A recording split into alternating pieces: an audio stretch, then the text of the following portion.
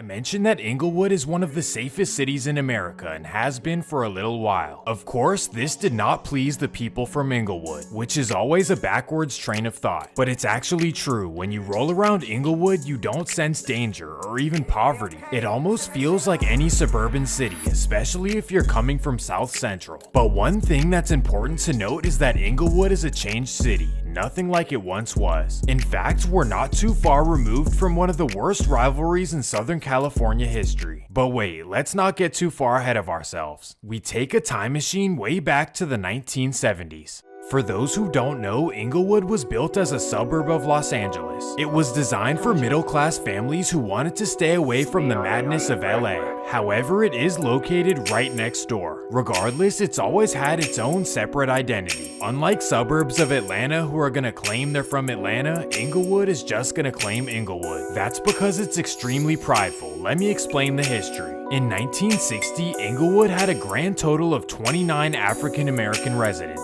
That's because most of the city was exclusive to non-African Americans, and that was by law. Well, in 1965, the ruling was struck down and Inglewood was now available to everyone. However, there was still a major issue. Banks would only provide loans for African Americans to stay on the east side, not the west. Essentially, starting in 1965, a bunch of South Central families moved to the east side of Inglewood. They thought that this would be an escape, but it actually wasn't. Their kids were sent to underfunded schools, jobs were not hiring, and you know the rest. Long story short, the east side of Inglewood started getting rough. A lot of young men sought ways to make quick money, and in the process, a large gang formed on the east side. This would be known as the Chain Gang. They had two territories, the first being from Manchester down to Century Boulevard, and the second being the large Morningside Park neighborhood. The reason they formed is because of South Central members who would come over to Inglewood thinking it's sweet. Specifically, Tookie Williams' West Side Crips were notorious for this. So in response, the Chain Gang muscled up.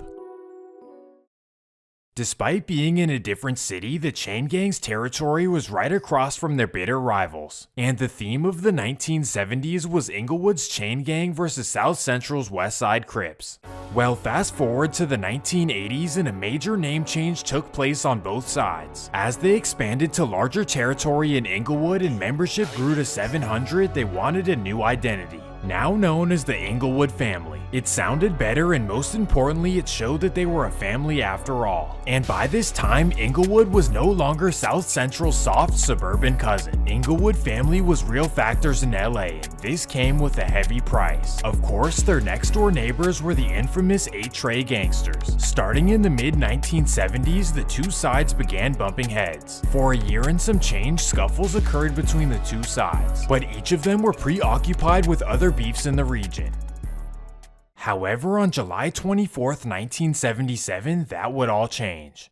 It's a blazing hot summer day and everyone is outside. For Inglewood family, they happen to be at Centinela Park. This is where they tend to hang out on nice days and have barbecues. Well, the night before at a party, 8 Trey and Inglewood family got into it once again. And this time, 8 Trey wanted to send a message. So a group of 4 members get in the car and head over to Centinela Park. They get out of the car and approach a small group of Inglewood members. The two groups start fighting and that's when an 8 Trey member takes it to another level. Sadly, the leader of the Inglewood family would not make it. Unfortunately, the 8 Trey members would head back to Centinela Park the next day. But this time, the Inglewood family members were ready. The story goes that 2 8 Trey members passed away. From here on, the 8 Trey versus Inglewood family rivalry would be one of the worst in Los Angeles history. Because they border each other, life became extremely difficult on both sides. But not only did they rival 8 Trey, they also became bitter rivals with the infamous Rolling 60s. This would end up being one of their worst rivalries, to the point where anyone wearing the wrong color could be a target. In the 2000s, Inglewood family became notorious for random incidents, and this made them the most hated by far. Everyone knew that they were liable to do anything to anyone. They didn't care if you were affiliated or not. Inglewood family was known to ask questions after.